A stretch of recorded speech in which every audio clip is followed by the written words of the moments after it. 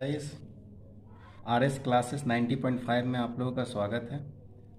आज से दोस्तों मैं एक नई सीरीज चालू कर रहा हूँ। एग्ज़ाम पॉइंट ऑफ व्यू के लिए मैं आज आप लोगों के लिए ग्रेडअप के जो पेड कोर्स का जो नोट्स था वो लेके आया हूँ।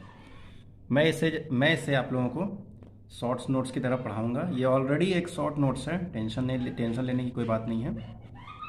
धीरे धीरे हम लोग कंप्लीट करके इसको मतलब कि 15 दिन 20 दिन में हम लोग इस चीज़ को हम लोग कंप्लीट कर लेंगे। तो चलिए हम लोग स्टार्ट करते हैं। आज हम लोग स्टार्ट करेंगे, इसमें हम लोग जो है ना एंशियंट भारत के जो इम्पोर्टेंट टॉपिक्स है उसी को टच करेंगे। ठीक है, पहला है मगध साम्राज्य का उदय और मौर्य साम्राज्य। पहले शॉर्टली हम लोग देख लेते हैं। मगध साम्राज्य। बिंबिसार ने विजय और आक्रामकता की नीति अपनाई और कई राज्यों को मगध के साम्राज्य में मिलाया। उसने कई विवाह संधियों के माध्यम से भी अपने साम्राज्य का विस्तार किया।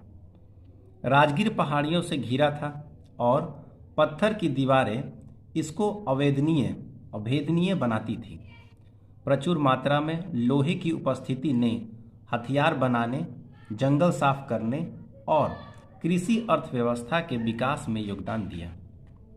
अपने पड़ोसी राज्यों के खिलाफ युद्ध करने में हाथियों का भी प्रयोग किया।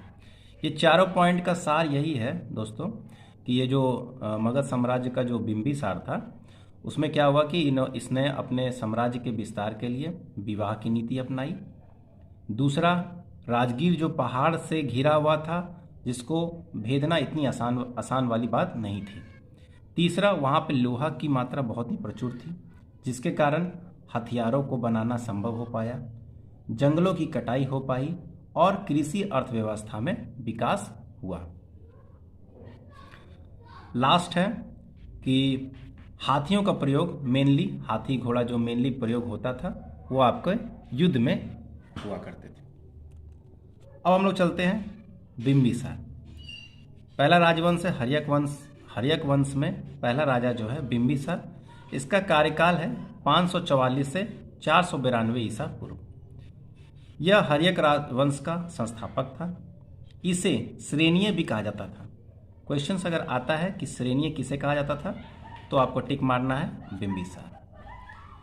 श्रेणीय भी कहा जाता था जो भारत में नियमित और अस्थाई सेना, ये बहुत इंपॉर्टेंट है दोस्तों, नियमित एवं अस्थाई सेना रखने वाला राजा अगर पूछा जाए कि कौन था तो आपको टिक मारना है बिंबिसार। अब हम लोग आगे चलते हैं।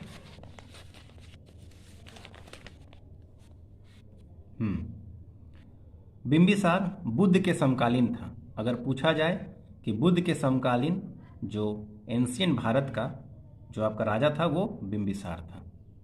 उसने कौशल की राजकुमारी कौशल देवी, महाकौशला देवी दोनों एक ही का नाम है, से विवाह किया था जो कि राजा प्रसेनजीत की बहन थी और दहेज में काशी का एक हिस्सा प्राप्त किया था।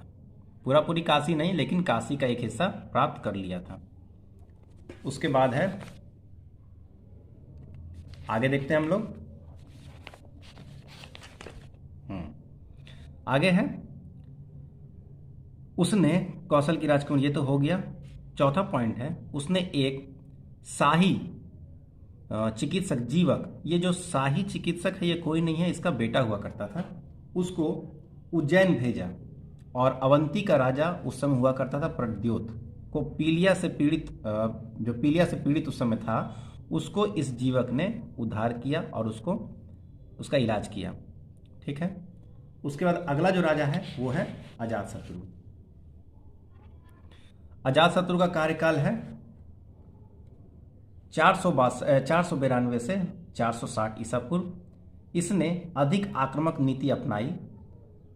इसने अपने पिता बिंबिसार की हत्या की। 2 पॉइंट है, इसने आक्रामक नीति को और जोर किया और अपने पिता बिंबिसार की हत्या भी कर दी। काशी और वज्जी पर नियंत्रण किया। उसके बाद राजगीर किले का निर्माण किया। राजगीर में जो किले का निर्माण अगर पूछा जाए तो अजातशत्रु ने किया। उसके बाद इसने प्रथम बौद्ध संगीति का भी आयोजन किया। उसके बाद अंतिम है उदयन। इसका जो कार्यकाल है 460 से 440 ईसा पूर्व। इसने पाटलिपुत्र की स्थापना की और राजधानी को राजगीर से पाटलिपुत्र स्थानांतरित किया। हम लोगों ने ये शॉर्ट तरीके से हम लोगों ने देखा हर्यक वंश का। अब देख लेते हैं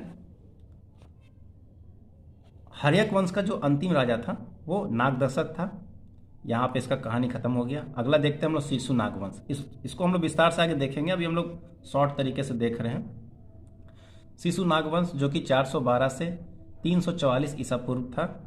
लोगों ने नागदशक, कौन था नागदशक, जो कि हर्यक वंश का अंतिम शासक था, को हटाकर शिशु नाग को चुना और इस तरह से हर्यक वंश का अंत हुआ। ठीक है। शिशु नाग की सबसे महत्वपूर्ण उपलब्धि अवंती के प्रद्योत वंश का विनाश था। ये शिशु नाग जो राजा था, इसका जो महत्वपूर्ण उपलब्धि था वो क्या था, अवंती के राजा प्रद्योत का विनाश किया। अब बताइए, प्रद्योत को जो पीलिया जब हो गया था तो उस समय बिंबिसार ने किसे भेजा था इसके इलाज के लिए? कमेंट सेक्शन में आंसर बताइएगा, अभी जस्ट मैंने आपको पढ़ाया है। शिशु नाग का उत्तराधिकारी कालाशोक था। इसी ने द्वितीय बौद्ध संगीति वैशाली में, जो कि 383 ईसा पूर्व में हुआ था, का आयोजन किया था। महानंदिन शिशु नाग वंश का अंतिम राजा था। ये आपको सारे किताब में नहीं मिलेगा। शिशु नाग वंश का अंतिम शासक कौन था, तो ये था महानंदिन। अब हम लोग आगे देखते हैं नंद वंश। नंद वंश जो कि 344 से 323 ईसा पूर्व में था।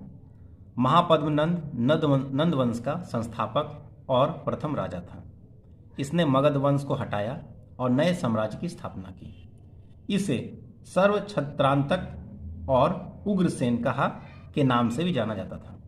अगर पूछ लिया जाए कि ये दोनों जो आपका जो उपनाम है, ये दोनों उपनाम से किसे जाना जाता था, तो आपको टिक मारना है महापद्मनंद। अगला है महापद्मनंद को एकराट, एकमात्र सम्राट कहा जाता था। एकराट का मतलब क्या होता है, एकमात्र सम्राट।